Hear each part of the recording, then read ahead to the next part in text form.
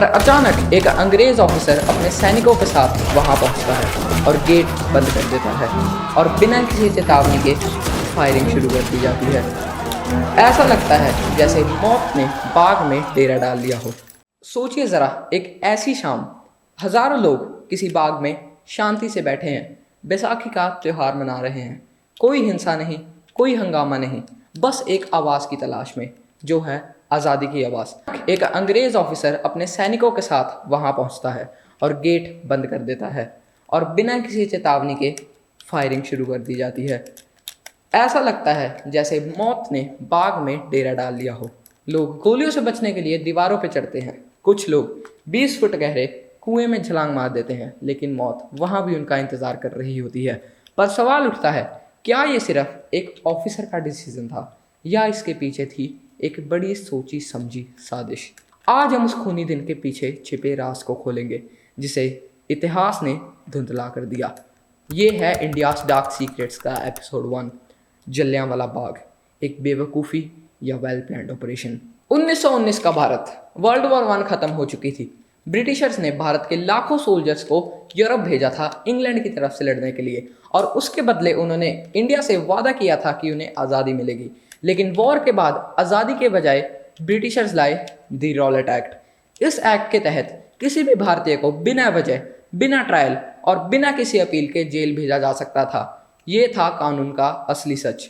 गांधी जी ने इसके खिलाफ देश भर में सत्याग्रह चलाया, हर कोने से आवाज़ उठी, और देश का एक ऐसा ही कोना था अमृतसर, जहाँ के दो लोग, डॉक्टर सत्यपाल और डॉक्टर सैफुद्दीन किचलू, लोगों के बीच इस एक्ट का विरोध करते हुए काफ़ी पॉपुलर थे। दोनों को एक दिन ब्रिटिशर्स के द्वारा बिना किसी वारंट और चार्ज के गिरफ्तार कर लिया गया। लोग ये सब देख के काफ़ी भड़क गए, पूरा शहर गुस्से में आ गया, लेकिन उनके द्वारा लिया गया एक्शन काफ़ी शांत और नॉन वायलेंट था। 13 अप्रैल 1919 बैसाखी का त्यौहार आया।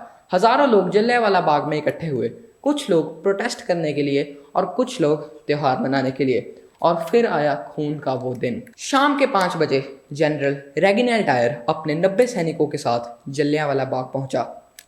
उस बाग का सिर्फ एक ही रास्ता था, उस रास्ते को ब्लॉक कर दिया गया।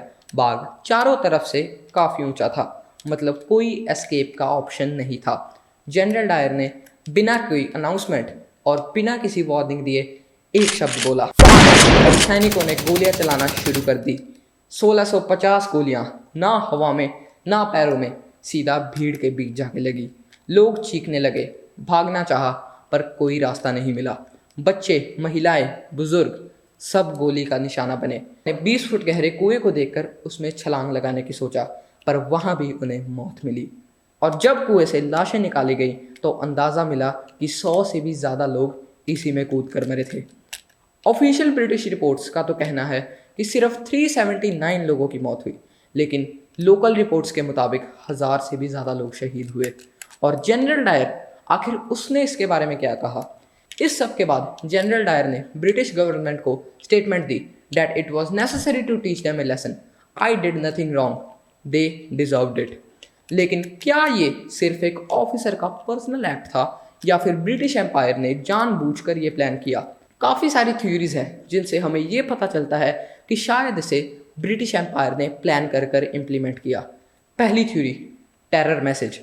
ब्रिटिश सरकार गांधी जी के आंदोलन से काफ़ी डर गए थे।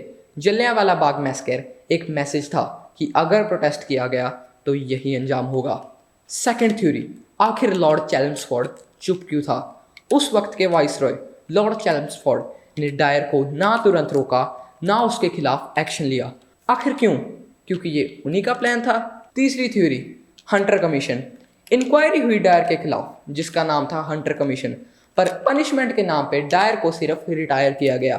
कोई जेल नहीं, कोई ट्रायल नहीं। सबसे बड़ा ड्रामा, लंदन में डायर को हीरो बना दिया गया। ब्रिटिश मीडिया ने डायर को लंदन में एज अ सेवियर ऑफ राज कह के रिप्रेजेंट किया।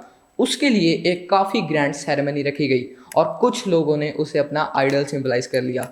लेकिन आखिरकार रॉलेट एक्ट का और इस हादसे का कनेक्शन क्या है?